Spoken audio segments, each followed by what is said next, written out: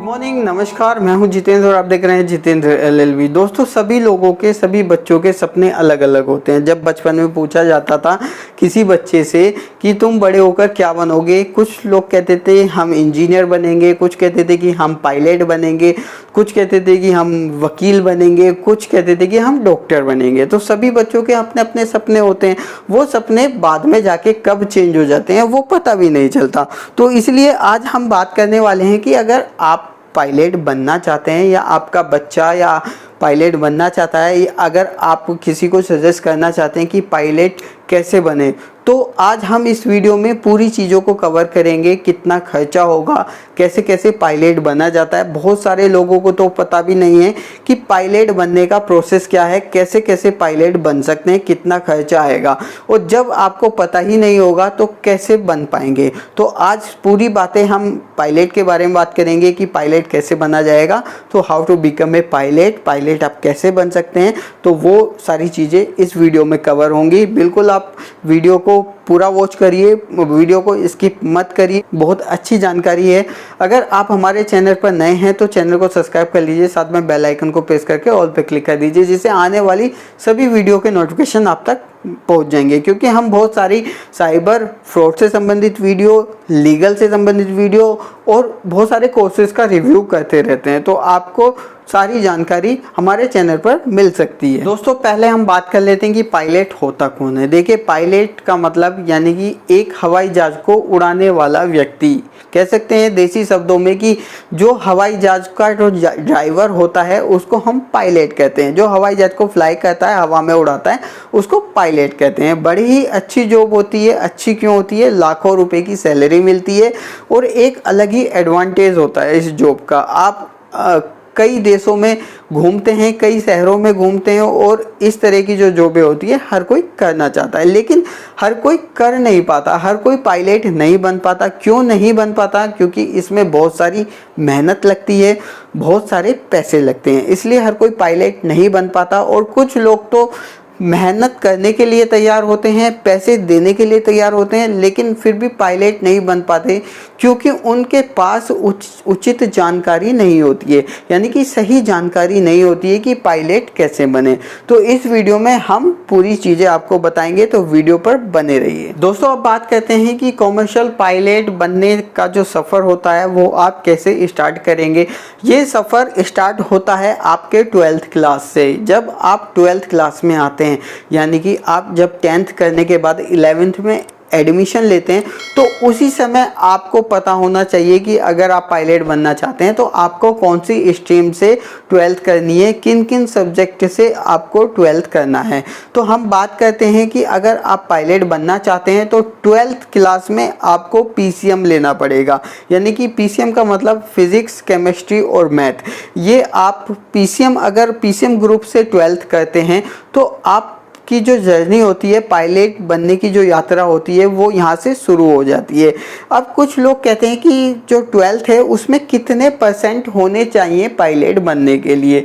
देखिए, 12th class में अगर आपके 50% हैं या उससे ज़्यादा हैं तो आप पायलट बनने का सफ़र तय कर सकते हैं। लेकिन अगर आपके 12th क्लास में PCM ग्रुप में 50% से कम रह जाते हैं तो आप पायलट बनने के लिए अपना एप्लीकेशन नहीं लगा सकते। अब इसके बाद बात करते हैं एज ग्रुप की, कि एज ग्रुप क्या होनी चाहिए। आपके 16 साल पूरे होने चाहिए, 16 या 17 साल। जैसे नॉर्मली बात करें, अगर आज की डेट में बच्चा 12th कब करता है, वो 16 साल या 17 साल में 12th कर लेता है, तो एज का क्राइटेरिया यहाँ पर पूरा हो जाता है। और अगर फिजिक्स, केमिस्ट्री, मैथ से 12th की है तो आपका जो एजुकेशन का क्राइटेरिया है वो भी पूरा हो जाता है। इसके बाद भारत का नागरिक होना चाहिए, यानी कि अगर आप भारत में पायलट बनना चाहते हैं तो आपके पास भारत की नागरिकता होनी चाहिए। आपकी जो है PCM से 12th होनी चाहिए, एज 16 साल से ज़्यादा होनी चाहिए, तो आपका पायलट बनने का सफ़र शुरू हो जाता है। दोस्तों, इसके बाद बात करें कि हाइट कितनी होनी चाहिए। देखिए सभी चीज़ों में हाइट का भी अपना रोल है, जैसे कि आर्मी में इतनी हाइट होनी चाहिए, पुलिस में जाने के लिए इतनी हाइट होनी चाहिए। तो इसी तरह जब आप पायलट बनेंगे तो पायलट बनने के लिए भी हाइट का एक क्राइटेरिया है कि हाइट कितनी होनी चाहिए। अगर आपकी हाइट 5 फुट है तो आप पायलट बन सकते हैं। आपको निराश होने की ज़रूरत नहीं है कि हमारी हाइट कम है तो हम पायलट नहीं बन पाएंगे। अगर आपकी 5 फुट हाइट है या उससे ज़्यादा है तो आप बिल्कुल पायलट बन सकते हैं। इसके बाद कोई भी व्यक्ति फिजिकली और मेंटलिटी जो तौर पर जो है मानसिक तौर पर और फिजिकली शारीरिक तौर पर स्ट्रॉन्ग होना चाहिए। उसकी जो विल पावर है वो स्ट्रॉन्ग होनी चाहिए, फिजिकली सही होना चाहिए, वो किसी तरीके से अपंग नहीं होना चाहिए। अगर किसी स्टूडेंट में इस तरह की चीज़ें होती हैं तो वो पायलट नहीं बन पाता। यानी कि आपको शारीरिक और मानसिक तौर पर भी स्वस्थ होना पड़ेगा, तभी आप पायलट बन पाएंगे। दोस्तों अब बात आती है कि आइज विजन यानी कि आपके देखने की क्षमता, यानी कि आपकी आंखें कैसी हैं, आप कितना अपनी आंखों से कितनी दूरी तक देख पाते हैं या किस तरीके से देख पाते हैं। कहीं आपकी आंखों में कुछ प्रॉब्लम तो नहीं है, कुछ आपकी आंखों में बीमारी तो नहीं है, कहीं आपको चश्मा लगा हुआ तो नहीं है। अगर आपको चश्मा लगा हुआ है या कुछ इस तरह की समस्या है तो फिर आप पायलट नहीं बन पाएंगे। आपका जो है आइज विजन भी अच्छा होना चाहिए, क्योंकि जब आप फ्लाई करेंगे, बादलों में उड़ेंगे, तो आपको जो है आपकी जो आंखें हैं वो पूरी तरीके से सही होनी चाहिए, विजन आपको पूरा क्लियर होना चाहिए, तभी आप पायलट बन पाएंगे। दोस्तों अभी तक जो हमने बात की वो थी फर्स्ट स्टेज, यानी कि इनिशियल लेवल पे ये सारी चीज़ें होनी चाहिए। इसके बाद अगर हम बात करें तो आपको जो है SIP में एडमिशन लेना पड़ेगा। ये SIP क्या होता है? SIP होता है स्टूडेंट पायलट लाइसेंस, यानी कि स्टूडेंट पायलट लाइसेंस, इसको हम SIP बोलते हैं। SIP जो है ये जो कुछ संस्थाएं होती हैं जो DGC यानी कि DGCA से अप्रूव्ड होती हैं। ये एक DGCA एक संस्था है जिससे जो ये कुछ संस्थानों को मान्यता दे देती है कि आप अपने यहाँ पर पायलट जो बच्चे फ्लाई करना चाहते हैं, प्लेन को उड़ाना चाहते हैं, आप उनको ट्रेनिंग दे सकते हैं। इसमें देखिए होता क्या है, जो इससे अप्रूव्ड होती हैं वो एक SPL इनका एक जो ट्रेनिंग प्रोग्राम होता है उसमें एडमिशन ले लेती हैं। इसमें बहुत सारे आपको सब्जेक्ट पढ़ाए जाते हैं, कुछ घंटे की फ्लाई कराई जाती है। इसके बाद जो है आपको जो है SPL का एक लाइसेंस मिल जाता है, यानी कि स्टूडेंट पायलट लाइसेंस मिल जाता है। ये आपकी सेकंड स्टेज होती है। दोस्तों अब बात करते हैं थर्ड स्टेज की, यानी कि फर्स्ट स्टेज में हमने बताया कि 12th वाला क्राइटेरिया, ये सेकंड स्टेज में हमने बताया कि SPL। अब थर्ड स्टेज क्या होती है? थर्ड स्टेज में जो है आपको लेना होता है प्राइवेट पायलट लाइसेंस, यानी कि जिसे PPL बोलते हैं। PPL यानी कि प्राइवेट पायलट लाइसेंस। इसमें जो है इसमें क्या होता है, ये कब मिलता है? जब आप ये वाली स्टेज को कंप्लीट कर लेते हैं, यानी कि SPL का लाइसेंस सर्टिफिकेट आपको मिल जाता है एग्ज़ाम देने के बाद, पढ़ाई करने के बाद, जो भी उनका ट्रेनिंग प्रोसेस होता है। उसके बाद जब ये सर्टिफिकेट आपको मिल जाता है, इसके बाद आप PPL में एडमिशन लेते हैं। PPL एक सर्टिफिकेट होता है जिसको हम प्राइवेट पायलट लाइसेंस बोलते हैं।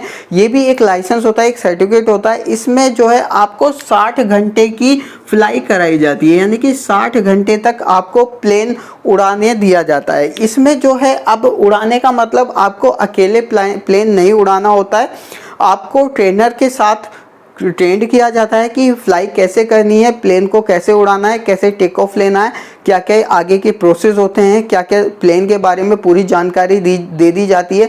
60 घंटे तक आपको खुद से भी प्लेन उड़वाया जाता है और ट्रेनर के साथ सारी चीज़ें आपको बताई जाती हैं। ये इसमें जो है कुछ चीज़ों को पढ़ाया जाता है, थ्योरेटिकल भी पढ़ाया जाता है। इसके बाद इसका अपना एक एग्ज़ाम होता है।